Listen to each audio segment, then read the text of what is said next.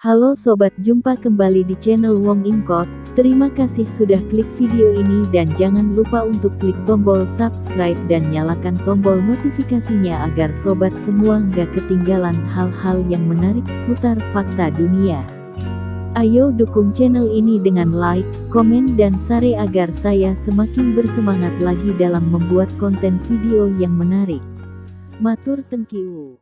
Negosiasi pertama antara delegasi Ukraina dan Rusia di wilayah Gomel, Belarusia pada Senin, tanggal 28 Februari tahun 2022, waktu setempat belum menampakkan perdamaian yang konkret. Bahkan selama pembicaraan hingga berakhirnya negosiasi berdurasi 5 jam itu, mesin-mesin perang Rusia tetap bergulir. Tak hanya mendekati ibu kota Kyiv, mesin-mesin perang itu bahkan membombardir Kharkiv, kota terbesar kedua di Ukraina. Kharkiv jadi kota terparah yang diserang roket-roket Rusia yang juga menghantam area-area pemukiman. Hal itu disesali Presiden Ukraina Volodymyr Zelensky. Serangan ini jelas kejahatan perang. Kharkiv adalah kota yang damai dengan sejumlah area pemukiman yang damai pula, tidak ada fasilitas militer. Lusinan pernyataan saksi mata membuktikan ini bukan kekeliruan sasaran tapi kesengajaan untuk menghancurkan rakyat. Ini melanggar semua konvensi internasional. Sebuah persidangan internasional mesti dibentuk untuk menyelidiki kejahatan ini, imbuhnya, dikutip Anadolu Agency. Kharkiv, kota berpenduduk 1,4 orang yang mayoritas berbahasa Rusia, sejak pecahnya Uni Soviet berinduk pada Kharkiv Oblast.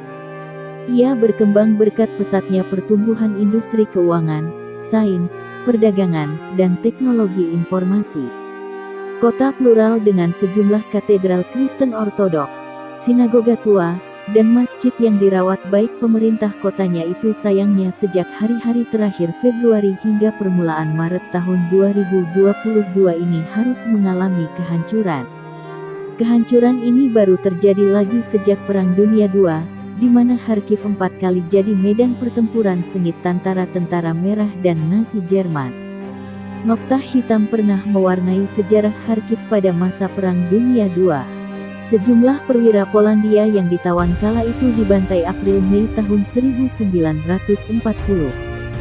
Selama April dan Mei tahun 1940 sekitar 3.900 tawanan Polandia dari kamp Starobelsk dieksekusi di gedung NKVD Kharkiv, kemudian diam-diam dikubur di hutan Piatychatki, bagian dari hutan Katyn, di luar Kharkiv.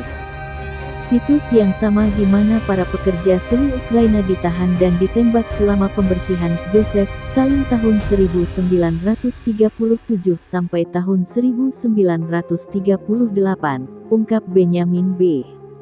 Visser dalam jurnalnya, The Katyn Controversy, Stalin's Killing Field, yang termaktub dalam Studies in Intelligence. Ketika operasi Barbarossa dilancarkan Hitler pada 22 Juni 5 Desember tahun 1941, Kharkiv direbut LV Army Corps, Korps Angkatan Darat ke-55 pimpinan Jenderal Erwin Fierov lewat pertempuran Kharkiv I, 20–24 Oktober tahun 1941.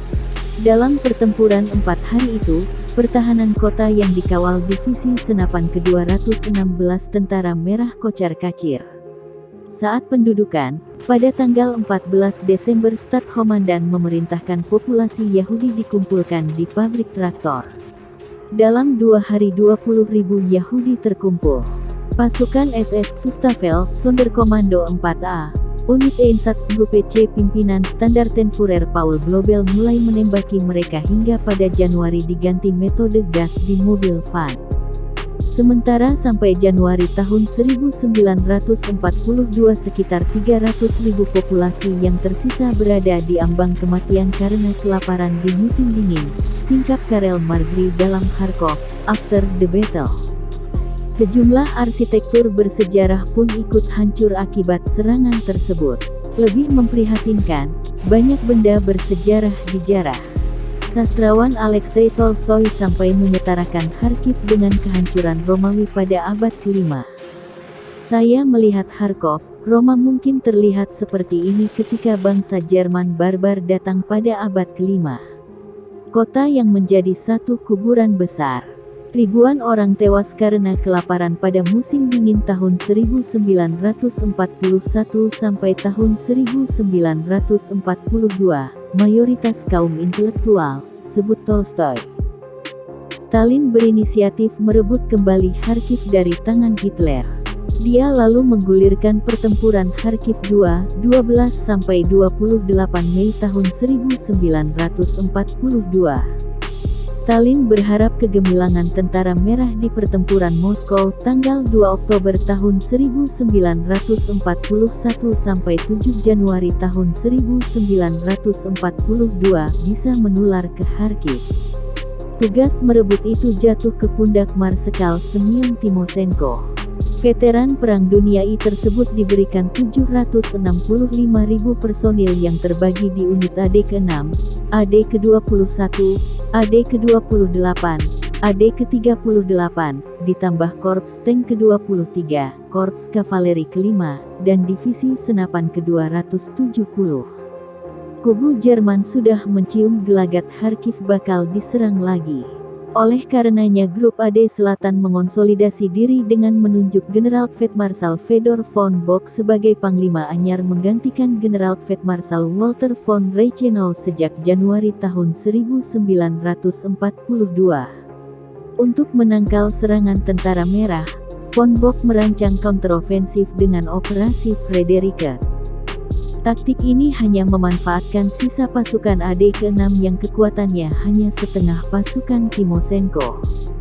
Tembakan pertama pertempuran Kharkiv 2 meletus pada pukul 6.30 pagi tanggal 12 Mei.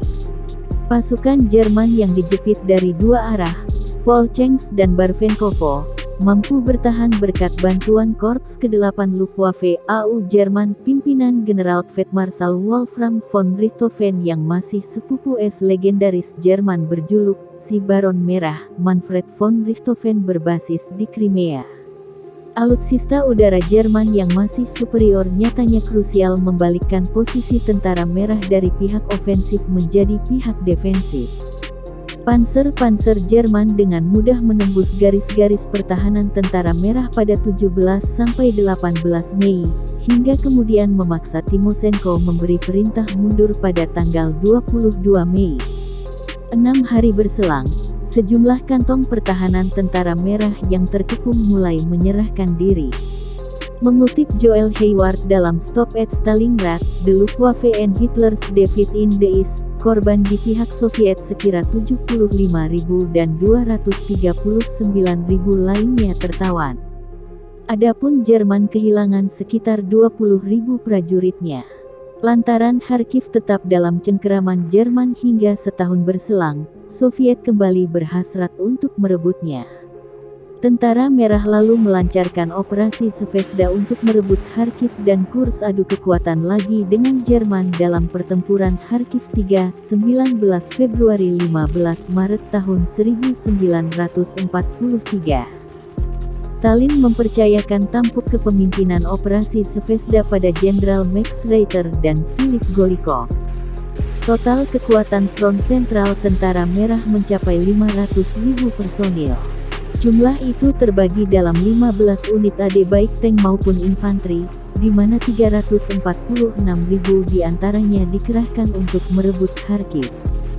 Pertahanan Jerman di Kharkiv bergantung pada General Feldmarschall Erich von Manstein yang memegang kekuatan 70.000 personil, meliputi unit lapis baja AD Panzer pertama, AD Panzer keempat, serta 2 divisi Luftflotte atau armada AU Jerman.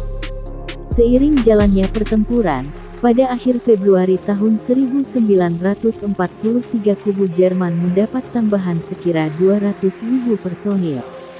Dalam pertempuran sengit selama hampir sebulan, Soviet kembali harus membayar mahal.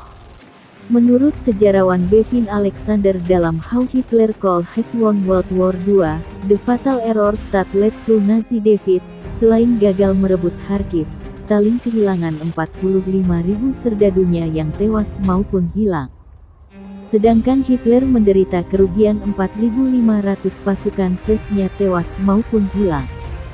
Tetapi pertempuran Kharkiv III itu kemudian jadi kemenangan besar Hitler terakhir di front timur, tulis Alexander. Pada 1943, situasi perang mulai berbalik mengarah ke tanah Jerman. Kharkiv baru benar-benar bisa direbut Stalin lewat pertempuran Kharkiv IV yang jadi bagian dari kampanye ofensif Belgorod-Kharkiv pada 3–23 Agustus tahun 1943. Lewat operasi Polkovodets-Rumyantsev, pasukan tentara merah di bawah Marsekal Ivan Konev datang dengan kekuatan sekira 1,1 juta personil dan 2.418 tank. Kekuatan ini tentu bukan lawan bagi von Manstein yang hanya punya 200.000 prajurit dan sisa 237 tank. Badai tentara merah pun menghampiri pasukan-pasukan Jerman walau harus melalui pertempuran sengit. Jenderal Werner Kempff, kolega Manstein, sempat mengusulkan segenap pasukan Jerman mundur dari Kharkiv pada tanggal 12 Agustus. Manstein tidak keberatan, tapi Hitler menampik dengan perintah agar kota Kharkiv dipertahankan dengan segala daya dan upaya. Setelah memprediksi Kharkiv akan bernasib seperti Stalingrad, Kempff malah dibebas tugaskan untuk digantikan Jenderal Otto Wöhler, ungkap Earl F. Ziemke dalam Stalingrad to Berlin, The German Defeat in the East. Pada tanggal 22 Agustus Manstein terpaksa mengabaikan perintah Hitler agar sisa-sisa pasukan AD ke-57 dan ke-69 bisa mundur dari kota Kharkiv. Tepat pada tanggal 23 Agustus tahun 1943 pukul 2 dini hari, pasukan divisi senapan ke-183 dan ke-89 tentara merah resmi merebut Kharkiv dan membentangkan bendera merah di alun-alun Dzerzhinsky. Kerugian dari operasi ini sulit dipastikan karena besarnya angka perpindahan pasukan maupun status prajurit yang hilang. Korban pihak Soviet di kampanye Belgorod-Kharkov setidaknya mencapai 71.611 dan 183.000 terluka. Personil Jerman kehilangan setidaknya 10.000 jiwa tewas dan hilang, serta 20.000 terluka, tandas Jonathan Glantz dan David Haus dalam When Titans Clashed, How the Red Army Stopped Hitler.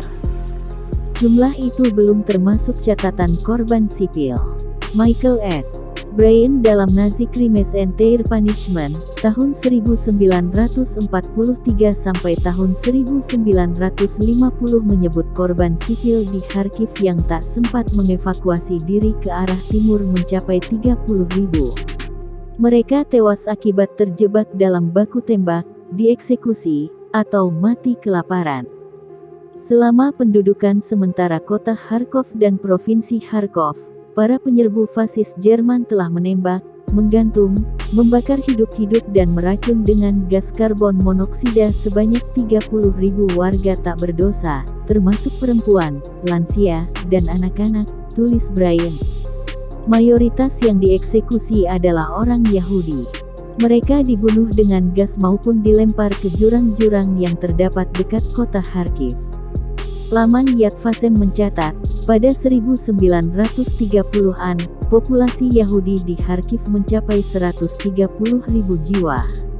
Pada 1941, sebelum pendudukan Jerman, sekira 100.000 Yahudi sudah mengungsi ke kota-kota di timur yang masih dikuasai Uni Soviet.